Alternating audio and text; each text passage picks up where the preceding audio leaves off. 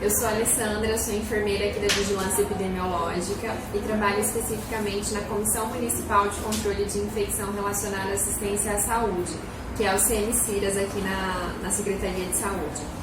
E hoje nós vamos falar um pouquinho sobre as medidas de prevenção ao coronavírus no ambiente hospitalar. É um treinamento que já vem acontecendo para todos os profissionais da rede. E hoje nós fizemos algumas adaptações pensando que o serviço de odontologia tem suas peculiaridades, até pela exposição, pela proximidade do profissional com o paciente, e a gente precisa considerar que essa exposição da odontologia, ela existe de fato, além da proximidade, como que a gente pode dizer, pelo compartilhamento de material biológico ser proporcionado pelas gotículas, pelos aerossóis. Então, por isso, todo esse rigor nas medidas de prevenção dentro do ambiente odontológico. Iniciando, nós temos como medidas gerais, a gente foca sempre nos princípios em relação ao serviço de saúde, que todas as estratégias devam ser implementadas pensando na minimização da exposição dos profissionais. Isso inclui todos os patógenos respiratórios, assim como o coronavírus. Nessa época nós já temos medidas instituídas por conta da influenza e de outros vírus respiratórios, com o aumento das doenças respiratórias esperado já nessa época do ano. Trabalhamos com a implementação de medidas, pensando agora também exclusivamente em coronavírus. Essas medidas devem ser implementadas desde a chegada do paciente na unidade, durante a triagem, durante a espera e durante toda a assistência prestada a esse paciente. E focamos na higienização das mãos. A higienização das mãos, de acordo com a portaria 2616, que regulamenta as ações de controle de infecção em serviços de saúde, ela é a ação que isoladamente mais previne infecção. E no coronavírus não é diferente. A higienização das mãos ela é uma medida que vai ajudar muito na prevenção. A gente diz até que ela é o carro-chefe do controle de infecção. E a gente vem enfatizando tanto a questão da preparação, do uso da preparação alcoólica e também da utilização de sabonete líquido e água, como a gente vai falar detalhadamente mais à frente. Todas as orientações que nós vamos discutir agora, elas são subsidiadas pela Nota Técnica 4 de 2020. É uma nota técnica da Anvisa que foi publicada em dia 30 de janeiro de 2020. Ela já sofreu 4 atualizações. A última atualização foi feita no dia 8 de maio e cada atualização ela vem contemplando mais itens que são essenciais para a segurança dos profissionais que estão trabalhando no enfrentamento ao Covid. Eu recomendo que todos os profissionais de saúde leiam na íntegra essa portaria, essa nota técnica, porque ela traz vários conceitos, ela esclarece muitas dúvidas, principalmente relativas aos equipamentos de proteção individual, quais são os equipamentos para cada situação, porque às vezes nós somos profissionais de saúde, mas se nós não estamos de fato atendendo um paciente, que seja suspeito, que seja um sintomático respiratório, a gente não precisa ter os cuidados, na verdade, o uso de equipamento de proteção individual é diferente de acordo com cada situação. Isso varia também para cada categoria profissional. Então, é uma nota técnica bem completa e eu recomendo que todos façam a leitura e se aperfeiçoem em relação às orientações oficiais em relação à prevenção e controle de infecções por Covid. Em relação às precauções. As precauções instituídas, considerando que é uma doença transmitida por via aérea, por gotículas de tosse, de fala, de orofaringe, habitualmente se institui as precauções padrão, que são aquelas precauções que a gente toma para todo e qualquer paciente, porque nós devemos considerar que todos os pacientes, ele tem algum potencial de contaminação. Infelizmente, o paciente não chega pra gente, eu tenho tal doença, eu tenho outra doença, Então a gente tem que considerar que toda e qualquer assistência vai ser possível gerar algum tipo de risco. Então, precaução padrão é desde a higienização das mãos, é utilizar um avental quando tem risco de respingar algum fluido, alguma matéria orgânica, utilização de máscara, de óculos, é tudo que a gente faz, é um descarte adequado de material perfuro-cortante. Então, todas essas medidas que nós já temos, né, que são incorporadas na rotina do profissional de saúde, quando atuando, né, no ambiente de saúde, potencialmente a gente tem riscos, né, dentro de um serviço de saúde, riscos que envolvem o profissional, riscos que envolvem os pacientes e riscos que envolvem também a própria estrutura física que se tem disponível. Então, sempre a gente vai, quando falar de Covid, a gente vai instituir precaução padrão, mais precaução para gotícula. O que é precaução para gotícula? É a instituição de máscara cirúrgica para o profissional. Por que máscara cirúrgica quando se fala em gotícula? Porque a gotícula ela é considerada uma partícula grande, ela é maior que 5 micras e com isso ela não alcança grandes distâncias. Os estudos trazem que essas partículas elas ficam até mais ou menos 1 metro de distância e depois elas se depositam nas superfícies e no chão, né? Por isso que a gente toma sempre aquele cuidado de que superfícies próximas ao paciente elas são também consideradas, né, como possíveis fontes transmissoras, reservatórios, na verdade, desses patógenos e com isso pode facilitar a transmissão cruzada. Então, habitualmente se institui precaução padrão e precaução para gotícula. Adicionalmente, estou falando de maneira geral para todos os profissionais, quando esse paciente vai ser submetido a algum procedimento que possa gerar aerossol, é requerido então a precaução para aerossol. Diferente da odontologia, como eu sinalizei aqui de azul, a odontologia sempre ela vai adotar barreiras pensando em precaução para aerossol. Então a paramentação é para todos que estão ali atuando, né, que estão em atendimento ao paciente, e a gente vai adotar a precaução para aerossol, que inclui higienização das mãos, a máscara N95 ou PFF2 ou a equivalente que estiver disponível no serviço, pensando sempre no uso desse tipo de respirador e não mais da máscara cirúrgica, como é requerida a precaução para a gotícula. Máscara cirúrgica no caso ali para o paciente, isso se o paciente for transportado, se ele for para algum local, a máscara cirúrgica tem indicação para o paciente como um limitador da fonte, né? Então, quando a gente tem um sintomático respiratório, quando ele vai precisar ser transferido, ter algum deslocamento, ele acaba utilizando essa máscara. Diferente do atendimento odontológico, que a gente vai requerer só a máscara do profissional. Né? Então, assim, sempre na odontologia a precaução requerida vai ser as precauções para aerossóis. Higienização das mãos. Trouxe aqui um slide que traz para vocês a questão de mãos visivelmente sujas e mãos visivelmente limpas. Vocês têm notado que tem uma procura muito grande por preparação alcoólica. Concordo, a preparação alcoólica realmente ela tem um efeito, né, de redução da carga microbiana da superfície das mãos. Entretanto, é necessário reforçarmos juntos aos nossos profissionais a higienização das mãos com água e sabão. Por quê? Sempre que as mãos estiverem visivelmente sujas, não adianta utilizar somente a preparação alcoólica. Eu preciso que esse profissional higienize as mãos com água e sabão para que haja remoção da sujidade. Pela técnica, né, da Anvisa, as recomendações, uma higienização das mãos de fato efetiva, ela dura de 40 a 60 segundos, ou seja, é 1 minuto que a gente para e que a gente vai favorecer um cuidado mais seguro, tanto para o paciente quanto para o profissional. Então, sempre que as mãos estiverem visivelmente sujas, obrigatoriamente eu tenho que estar utilizando água e sabão para estar realizando essa técnica. Se as mãos estiverem visivelmente limpas, então, por exemplo, eu higienizei minhas mãos com água e sabão e comecei o atendimento. Talvez entre, né, uma troca de luva, entre algum procedimento que você vai estar realizando naquele mesmo paciente, as mãos não terão se sujado. É o que a gente considera de mãos visivelmente limpas, né, principalmente entre troca de luvas. Nessas condições, eu posso estar utilizando somente a preparação alcoólica. Por quê? Água e sabão, ele retira a sujidade. E preparação alcoólica, ele reduz carga microbiana, então eu preciso estar com as mãos limpas para poder estar utilizando a preparação alcoólica. Por isso que o tempo de uma técnica de higienização das mãos por meio de preparação alcoólica, ela dura de 20 a 30 segundos, é metade do tempo do que se gasta para utilizar água e sabão, pensando que as mãos já estão limpas e eu preciso remover, né, reduzir, na verdade, apenas a quantidade de micro-organismos que eu tenho ali naquela superfície.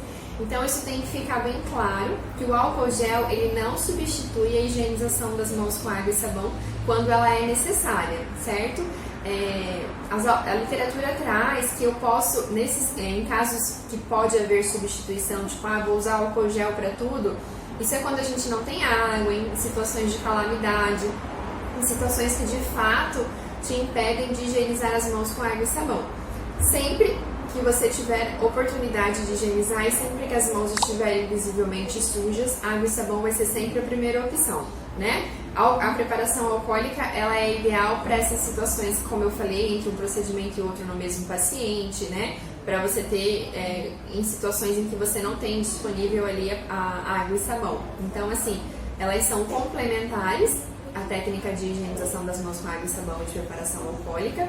E é importante a gente enfatizar que as duas, né, têm sua relevância nessa prevenção, nesse ambiente seguro que a gente tem buscado nos serviços de saúde. Então, prestar atenção, mãos visivelmente sujas, água e sabão, e mãos visivelmente limpas, preparação alcoólica.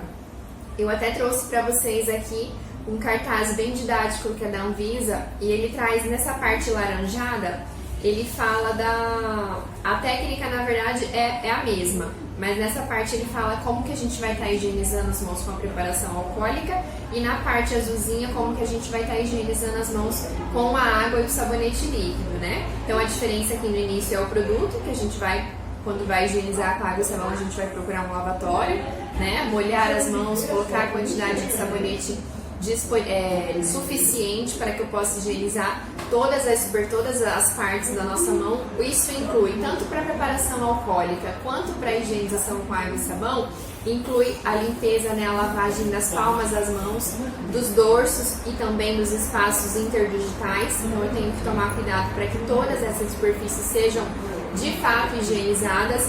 Polegares, que por vezes eles são negligenciados nessa técnica. Não sei se vocês já tiveram a oportunidade de participar de alguma dinâmica de higienização das mãos, mas os polegares e o dorso das mãos são as áreas que mais frequentemente não são higienizadas corretamente, né?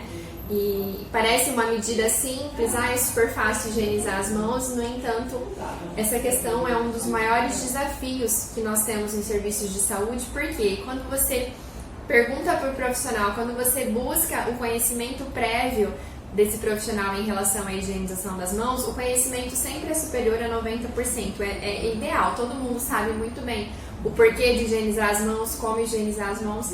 Entretanto, quando você vai avaliar na prática qual é a adesão à higienização das mãos, infelizmente o resultado que a literatura traz é menor que 40%, ou seja, mais da metade das oportunidades que os profissionais têm de higienizar as mãos, elas são desperdiçadas, e a gente nota que existe uma preocupação muito maior posterior ao cuidado, que é uma preocupação com o profissional, né, dele não carregar esses micro-organismos, do que anterior ao cuidado, quando a gente de fato se preocuparia também com a transmissão cruzada, com o fornecimento de um procedimento seguro. Então a gente está aqui também para reforçar a importância da higienização das mãos. Ela deve acontecer sempre antes de cada procedimento, após o procedimento, sempre que houver necessidade, né? Isso é no preparo de uma medicação, no preparo de um anestésico, todas as situações, né, que a gente habitualmente se depara nos serviços de saúde, é necessário se atentar para a questão da higienização das mãos, e uma higienização das mãos de fato efetiva, né? Em que eu realmente tenha segurança em que todas as partes, né, espaços interdigitais, polegares, a ponta dos dedos, para que todas saiam realmente, sejam higienizadas de uma maneira segura e correta. Aproveito para chamar a atenção também na questão dos adornos, né? Então, em serviço de saúde, não tem recomendação, não é indicado que façam uso de anéis, relógios, pulseiras, porque tudo isso dificulta o processo de higienização das mãos, né? E além de facilitar também a contaminação com micro-organismos do serviço de saúde, a gente pode possivelmente carregar para o nosso ambiente domiciliar. Então, não é indicado. As unhas têm que estar sempre curtas, limpas, aparadas, né? Não tem indicação daquelas unhas, hoje a gente vê unhas muito compridas, isso tudo dificulta uma assistência segura e também coloca em risco a vida do profissional que está, né, abrigando ali, favorecendo, na verdade, o abrigo de uma série de micro-organismos de ambiente hospitalar. Então, aqui só para ilustrar, né, a questão da preparação alcoólica e da higienização com água e sabão. Reforçando que a preparação alcoólica ela tem uma durabilidade menor, o procedimento, porque as mãos já estão limpas, eu só vou reduzir carga microbiana. E a higienização com água e sabão ela tem uma duração um pouquinho maior, porque eu vou estar removendo toda a sujidade presente ali naquela superfície. Ainda falando sobre higienização das mãos, a gente pede um pouquinho, né, aqui imediatamente antes da entrada no quarto, disponibilizar todos os insumos. Então a gente pede para que, né, o máximo possível para que todos os ambientes estejam abastecidos com dispensadores de sabão, lavatório, né, sempre com lavatório, ter sabonete líquido ali disponível, suporte para papel toalha, lixeira com tampa. Então, a gente sabe de algumas fragilidades que temos em alguns serviços, a realidade de cada serviço é um pouquinho diferente uma da outra, né? Em alguns a gente tem menos problemas, outros a gente tem um pouquinho mais, mas tentar minimizar e adequar ao máximo possível, melhorar essa realidade no intuito de garantir que todos os insumos para a higienização das mãos estejam disponíveis ali no ponto de trabalho. Intensificar a higienização das mãos, enfatizando os 5 momentos para a higienização das mãos. Quais seriam esses 5 momentos?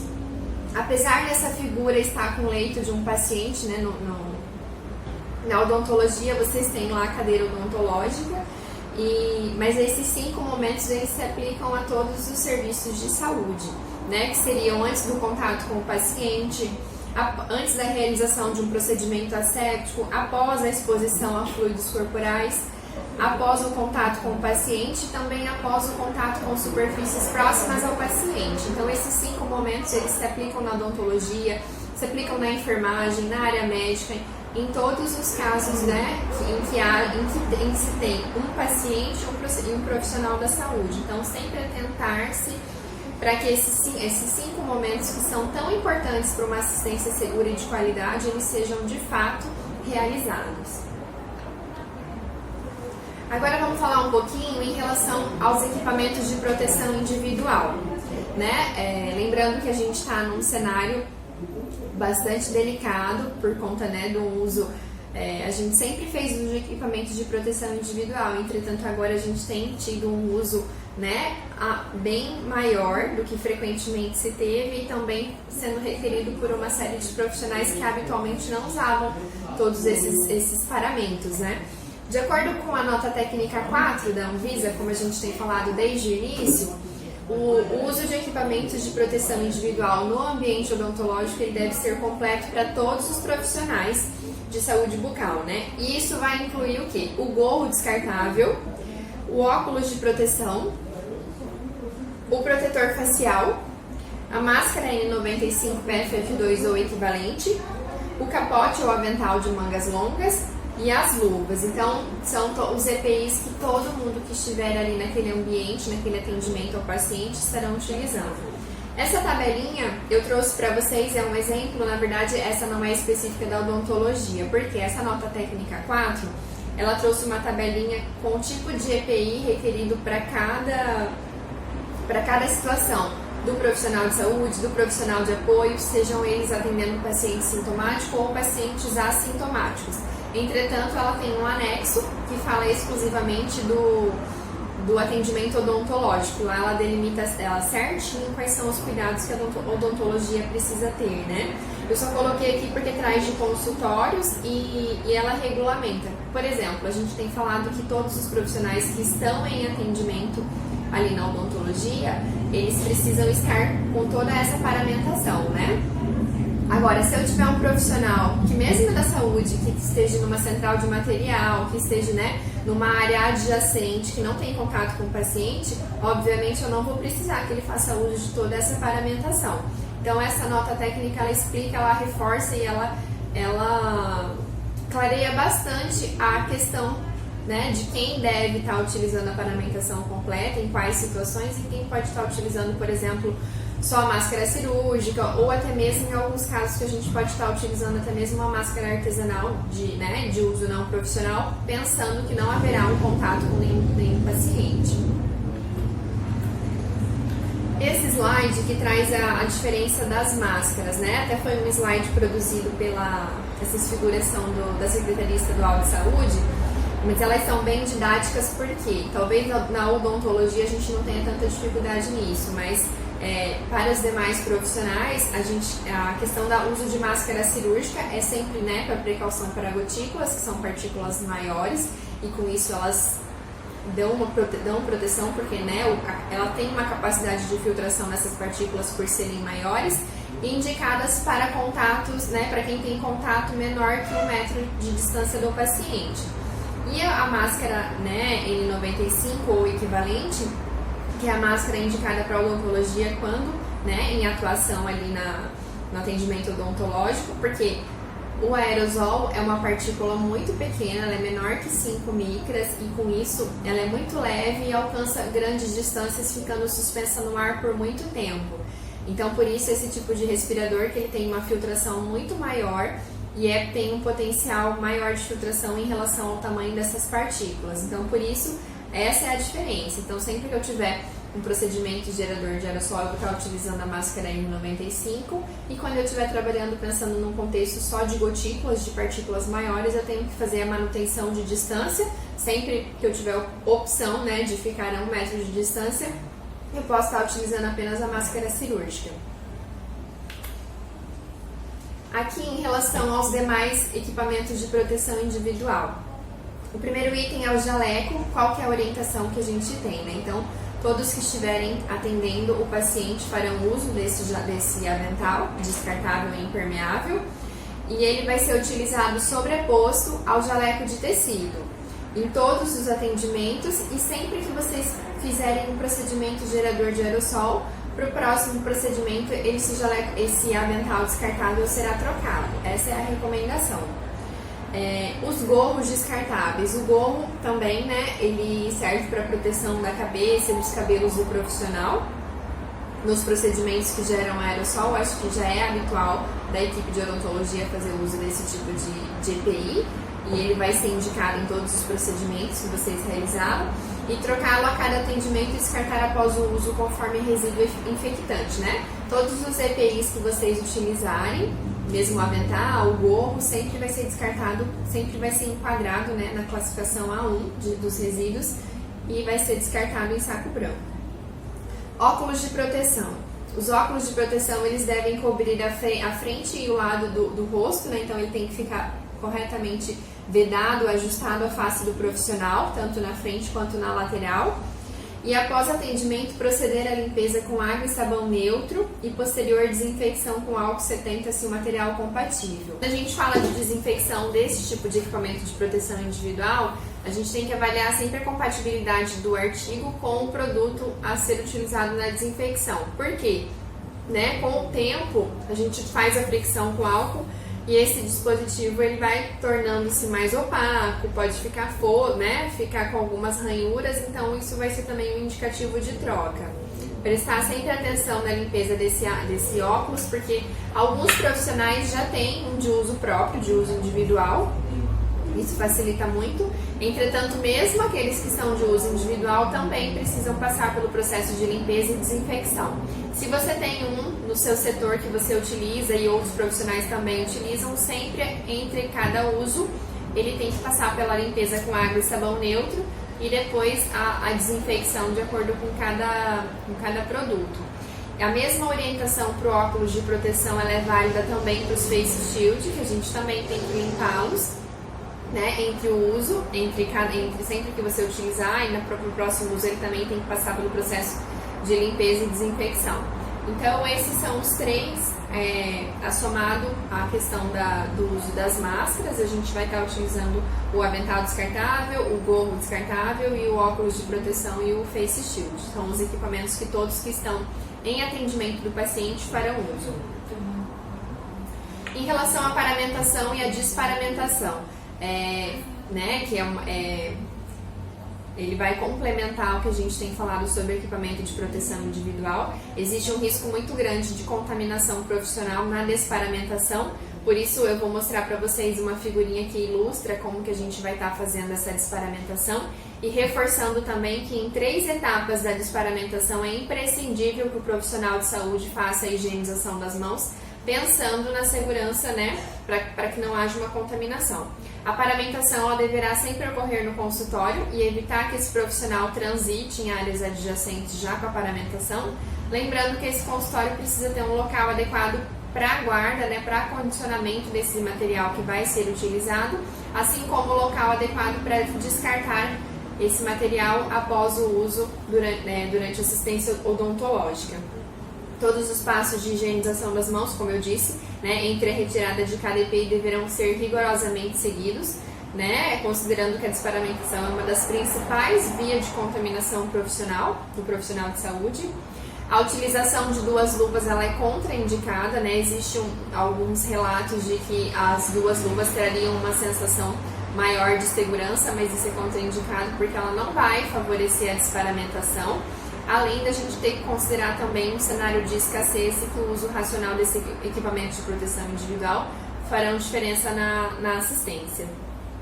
Durante a circulação em áreas adjacentes ao ambiente clínico, o profissional pode estar utilizando máscara cirúrgica e manter o distanciamento. Então, como a gente explicou lá no slide da máscara, sempre que os profissionais estiverem atendendo o paciente ali no consultório odontológico, eles farão uso da máscara N95 e toda aquela paramentação que a gente já comentou. Entretanto, se é um profissional que não está assistindo o paciente, é um profissional que, por exemplo, está numa função administrativa ou que está numa função, né, relacionada ao processamento de artigos e de materiais, ele pode estar fazendo uso da máscara cirúrgica, desde que não haja contato com o paciente ou que esse contato, né, ou que tenha um distanciamento de pelo menos 1 metro, desde que não haja geração de aerossol naquele local. Então, assim, por isso que eu recomendo sempre que todos tenham conhecimento e que leiam na íntegra aquela nota técnica 4 da Anvisa, porque ela explica todas essas situações detalhadamente, quando que é requerido o uso de N95, quando que é requerido o uso de máscara cirúrgica e também quando que a gente pode estar fazendo uso da máscara a máscara artesanal, que seria uma máscara de uso não profissional, que entretanto pode ser utilizada na saúde também. Aqui eu trago a figurinha que eu falei da questão da paramentação e da desparamentação. Como vocês podem ver, o avental é o primeiro artigo que a gente vai colocar quando nós formos nos paramentar, seguido da máscara. Aqui eu coloquei cirúrgica ou N95 porque vai depender da situação. Entretanto, na odontologia a gente sempre vai fazer o uso da máscara N95 para atendimento. Depois vamos colocar o óculos de proteção, seguido do gorro e por último as luvas. Então essa é a sequência que a gente vai utilizar para a paramentação do profissional que estará atendendo.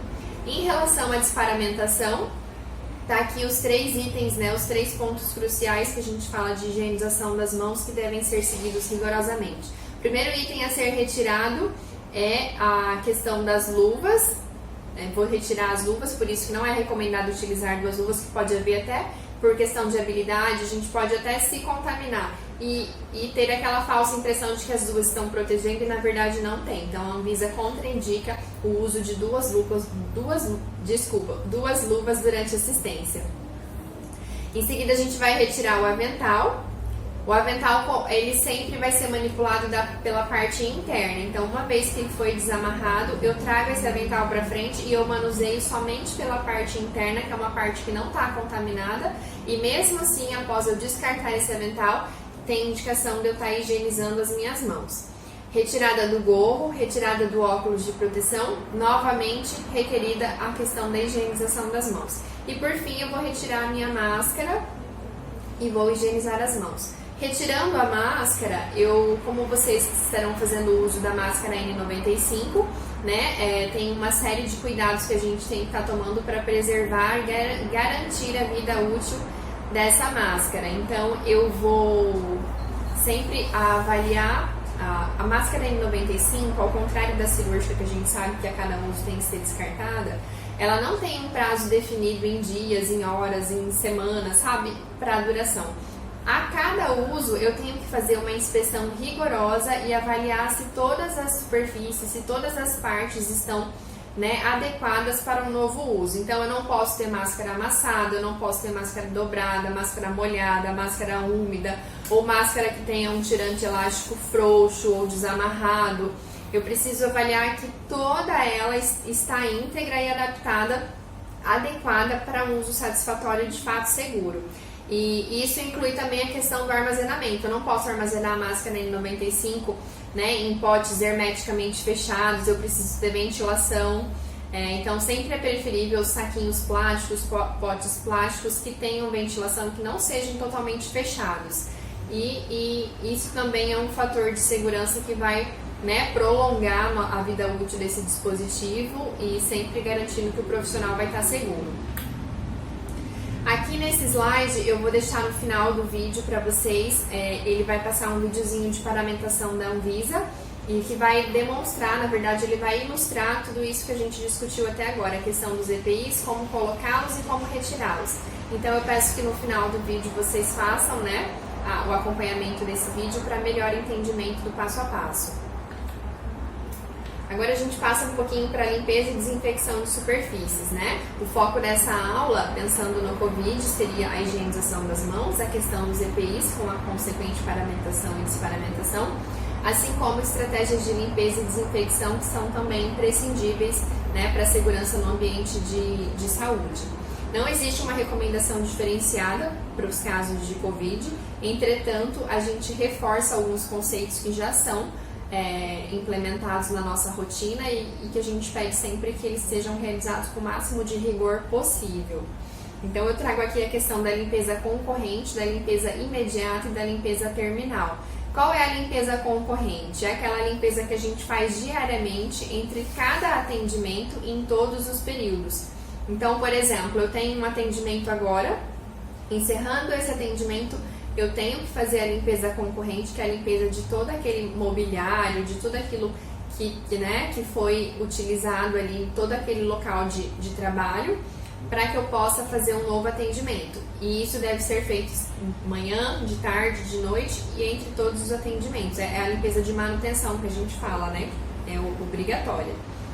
A limpeza imediata. Qual é a limpeza imediata? É aquela que é realizada a qualquer momento, principalmente quando a gente tem presença de matéria orgânica. Por exemplo, é um paciente que está em alguma condição que vomitou ou que teve um extravasamento de sangue, né? Então, quando eu tenho aquela presença naquele momento, tem indicação de fazer a limpeza, né, para retirar aquela sujidade. Então, essa é a limpeza imediata. Vai ser feita sempre que necessário. E a limpeza terminal, a gente sempre considera, em se tratando de leito de paciente após alta, óbito ou transferência. Entretanto, na odontologia, a limpeza terminal ela vai acontecer diariamente no final de cada período. Ou seja, eu terminei todos os meus atendimentos do período matutino, no final da manhã eu tenho que fazer a limpeza terminal. Terminei todos os meus atendimentos do período vespertino, no final do período vespertino eu vou realizar a limpeza terminal. E assim também no período noturno. Lembrando que eu nunca posso deixar a limpeza terminal de um dia para ser realizada no outro dia. Ela tem que ser feita sempre no mesmo dia do atendimento. Outras observações importantes quando a gente fala de limpeza e desinfecção, né? A questão da desinfecção com álcool 70 ou cloro, que são os produtos que são preconizados porque eles inativam de fato o vírus. Lembrando que o álcool 70, ele sempre tem que ser utilizado por fricção, no mínimo de 30 segundos, então tem que passar 1, 2, 3 vezes para que ele de fato tenha um efeito residual e a segurança nos processos. Sempre que eu tiver matéria orgânica, né, visível, eu vou remover o excesso dessa sujidade. Aqui eu uso o papel absorvente, mas eu posso utilizar, por exemplo, a gás e queijo, né, alguns outros materiais que facilitem a retirada anterior desse material, para daí fazer a limpeza e depois a desinfecção daquela superfície. Para a limpeza e para a desinfecção sempre vai ser necessário a adoção das medidas de precaução. Então, da mesma forma que vocês utilizam máscara, luva, avental, quando a gente for limpar, o mesmo rigor. O profissional também precisa estar paramentado. Lembrando que para a limpeza a gente vai utilizar sempre luva de borracha, tá? E nunca luva de procedimento. e dar atenção especial a todas as superfícies próximas ao paciente e também aquelas que são frequentemente tocadas.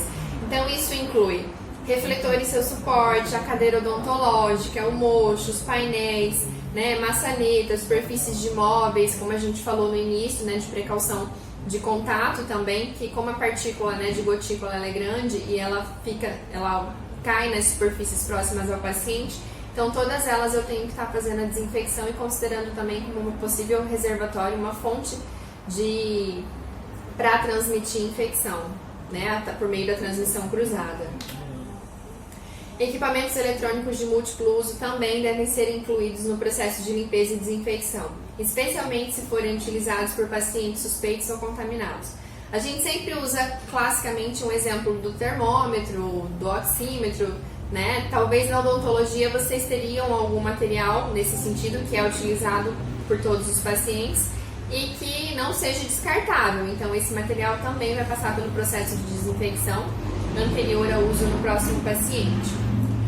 As mangueiras, isso foi bastante enfatizado na nota da Anvisa também, as mangueiras que compõem o sistema de sucção deverão passar pelo processo de limpeza ao término de cada atendimento com desinfetante à base de cloro, né, que seria o hipoclorito. E eu peço também uma atenção especial às almotorias, já é uma rotina bastante discutida, né, uma rotina que já foi implementada nos serviços de saúde, mas é sempre bom nós estarmos relembrando alguns cuidados. Além do controle de validade da solução que está em uso ali, né, porque a gente fraciona a solução, identifica no rótulo qual é a solução, qual foi a data de invase, qual que é a data de validade e o nome do profissional responsável, eu também tenho que ter cuidado de limpeza dessa almotolia. Por exemplo, eu tinha uma almotolia de álcool, por exemplo. A hora que acaba aquela solução que está em uso, a indicação é de que eu encaminhe essa almotolia para a central de material, faça a higienização dela com água e sabão para que posteriormente ela possa ser utilizada. Então eu não posso só ficar reabastecendo, ela precisa também passar pelo processo de limpeza. A questão do hipoclorito, a gente também sempre enfatiza que as almotolias que são disponíveis para hipoclorito, elas precisam ser fotoprotetoras, então tem que ser aquela almotolia opaca que não vai sofrer interferência da luz, né? O produto ele é inativado pela luz, a luz direta, então por isso o hipoclorito sempre almotolias opacas para evitar que o produto, né, não esteja sendo utilizado com segurança. Aqui eu mostro para vocês, é uma figurinha bem didática do serviço de odontologia e ele mostra a ordem de higienização do equipo, né? Então todas as áreas que na limpeza concorrente, e também na terminal, que vocês têm que dar uma atenção bem especial. Então iniciando pela alça do refletor, cadeira, mocho, a superfície do carrinho auxiliar, o equipo, a cuspideira. Então assim, é uma figura bastante utilizada pelos serviços odontológicos para ilustrar essa questão da limpeza de superfícies. Trago também aqui uma rotina que já deve ser de conhecimento de todos vocês, a atenção especial para a limpeza das peças de mão. Né? Isso inclui a seringa tríplice e a alta rotação, baixa rotação e o contraângulo. São materiais que precisam ser higienizados, é de atribuição do auxiliar, né, de saúde bucal, e a gente enfatiza então que essa rotina aconteça também sempre a cada atendimento. Em relação ao processamento, né, de produtos para a saúde, aqui a gente fala da questão da central de material. O processamento de saúde deve ser realizado de acordo, né, com características, finalidade de uso e orientação do fabricante. Sempre a gente vai seguir o que dita a RDC 15, a RDC 15 que regulamenta os processos de central de material e esterilização. E no Covid é a mesma coisa, a gente tem que ter rigor em todas as etapas do processamento, desde o recebimento na área de central de material, até mesmo no armazenamento, porque eu tenho que garantir que todas as etapas estejam de maneira adequada, de maneira satisfatória, para que aquele uso aconteça, né, de fato com o material que foi seguro.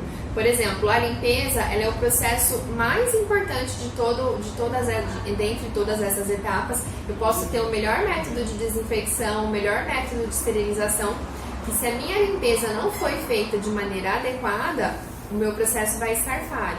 E eu preciso garantir também condições de armazenamento. Por exemplo, eu não posso ter material esterilizado que esteja em embalagem rasgada, em embalagem danificada, em embalagem, né, que possa sugerir alguma contaminação, algum risco de contaminação. Então eu preciso ter todas as etapas na central de material, elas precisam estar de fato acontecendo da maneira mais segura e da maneira, né, conforme foi instituído, para garantir segurança nesse processo.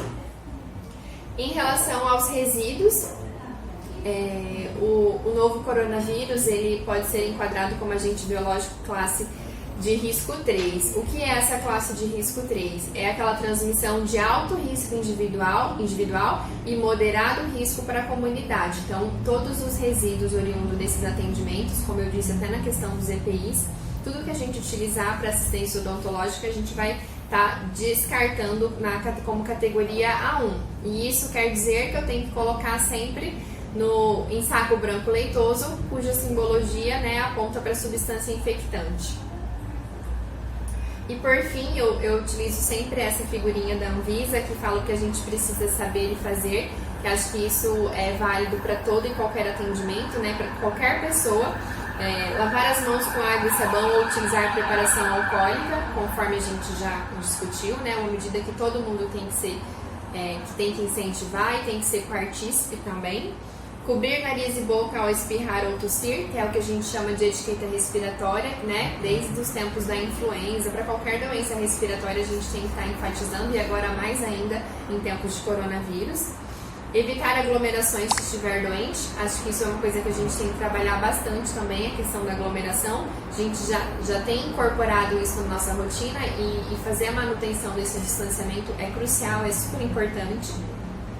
Manter ambientes bem ventilados, então assim, em todos os consultórios, em todos os ambientes, a gente tem que manter portas e janelas, manter o ambiente o mais arejado possível e não compartilhar objetos pessoais. Então são 5 medidas que a gente tem que trabalhar bastante, sermos partícipes e também incentivar para que todos ajam dessa maneira.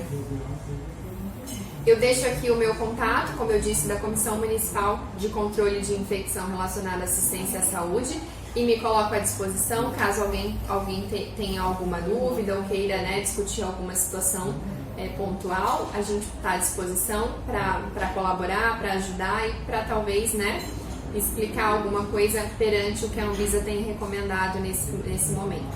E só lembrando que agora, né, finalizando essa primeira parte da apresentação, vocês vão ter o vídeo que eu disse no início, sobre a paramentação e desparamentação. É um vídeo que tem sido utilizado pela Anvisa e está sendo feito ampla divulgação. Então, finalizando aqui a apresentação, vocês já terão um vídeo disponível para melhor acompanhamento de tudo que foi discutido em relação aos equipamentos de proteção individual.